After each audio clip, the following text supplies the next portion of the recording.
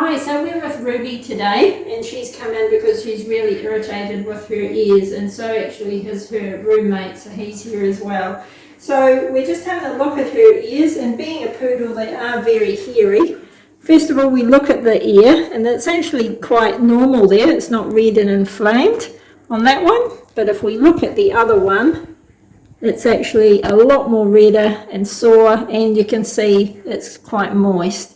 And when you rub it, oh, yes, she likes it, but that's actually quite squelchy, so she's got a moist infection in there. The other thing I find with poodles and some long-haired dogs is they do get quite a mat there, and you will see with her, it's quite a sort of brown mat. So whenever you see that, you do think of infection. I often think of a yeast infection, so you do need to see the vet. This has really got quite hot and itchy, so she's really quite uncomfortable with it. But certainly you can even try and pluck just with your fingers a little bit of hair out, just every day, just to keep that a bit shorter and a bit easier. And then you'll see if you're seeing brown, then you'll be a bit suspicious there's an infection there. But we're going to get on and put that up and trim that up, and maybe even take a swab just to see what bugs, but I'm pretty sure there'll be yeast, but there might be a few other things as well. Have a wee look at Frankie's video because I show you all about ears.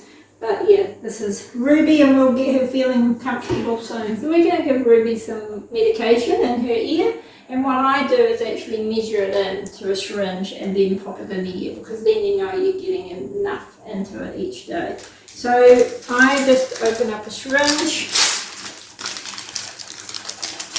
I pull the plunger out, stick it in the back so it keeps it clean. I squirt. She's probably going to need half to 1 ml, but she's quite sore today, so we're going to go 1 ml. So we put the medication nozzle in and just bring it up to about 1 ml. Then we carefully put the plunger in. There's a wee bit of a catch there, so you've got to push it over that. You might lose a little bit at the end, but that's not too bad. Tip it up so then the liquid runs down. This is quite a liquidy one, which is good. And then push it up. It's a wee bit sticky, but not too bad. Up to the top. Then, as I showed you with Frankie's one, we have it is really sore. We've pulled out some of that mat. So remember, we're going in the downwards part. She's really quite uncomfortable. We squirt that in, and then we're going to rub it around.